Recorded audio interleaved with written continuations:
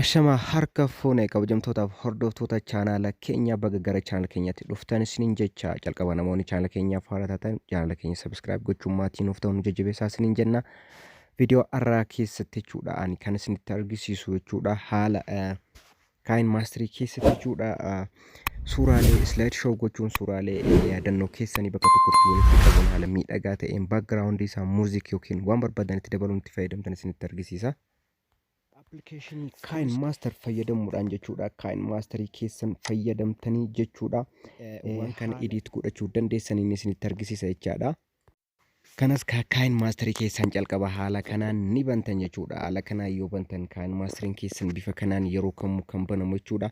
Achi booda faayil bakka jedhu san dhuftanii jechuudha. San booda as keessaa suuraalee barbaadan kan slide show gochuu fi skeenii isaa akkasuma immoo memory plan memory isaa jechuudha bakka tokkotti walitti qabachuu barbaadaniin as keessaa filattan jechaadha.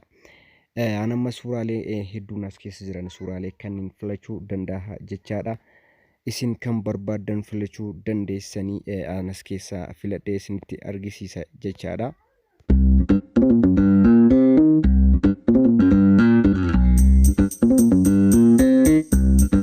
Amma suuraalee kanneen haala kanaan filadhee jira. Ergan filadhee amma wanni naafummaa inni isa kanneen jechuudha. Tokko tokko isaatiin suuraaleen kana fakkaata jechuudha. Amma as bira ni tuqa tokko tokko isaatiin erga tuqee san booda bakka kana akkan ol deemee jechuudha. Clip graphics keetu kun ni jirti. Clip graphics tanaan ni tuqaa jechuudha.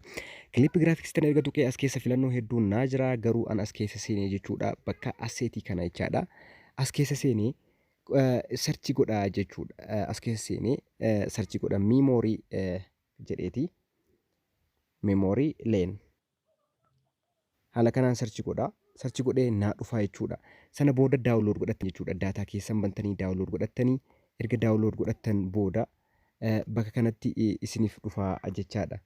Kunoo as biratti memory lane ka jedhu as bira jira. Kunoo dhufee jira. Isa kana ni filattan.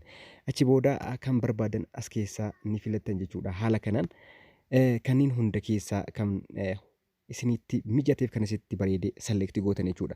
Amma duubatti deebitanii kan lammataa kana biras dhaqxan jechuudha.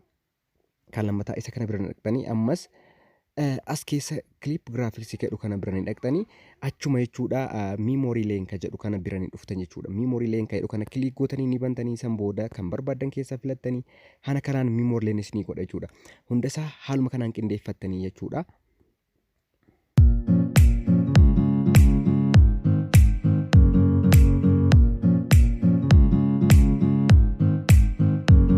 Toleka amma haala kanaan erga qindeeffattanii xumurtan ammas duubatti deebitu jechuudha. Duubatti deebitanii amma transaction effect filattan jechuudha. Iddoo mallattoo plus icon kana jidduu isaanii deemtanii jechuudha.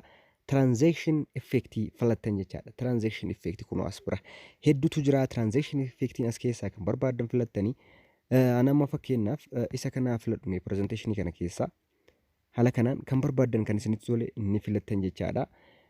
Hedduutu jira jechuudha. As keessaa kan barbaadan siriidiin kun jira. Haala kanaan kan isinitti tole keessaa filattanii jechuudha. Kan isinitti mijate kan isinitti bareede. Inni kun jira powerful ka jedhu kun jira. Fakkeenyaaf inni kun haala kanaan na dabarsa. Kanaafuu isin hunda isaa irra deemtanii iddoo mallattoo pilaasii kana deemtanii hunda isaa haala kanaan jechuudha. Transaction effect kana keessa deemtanii kan isinitti tole keessaa filattanii guuttanii jechaadha.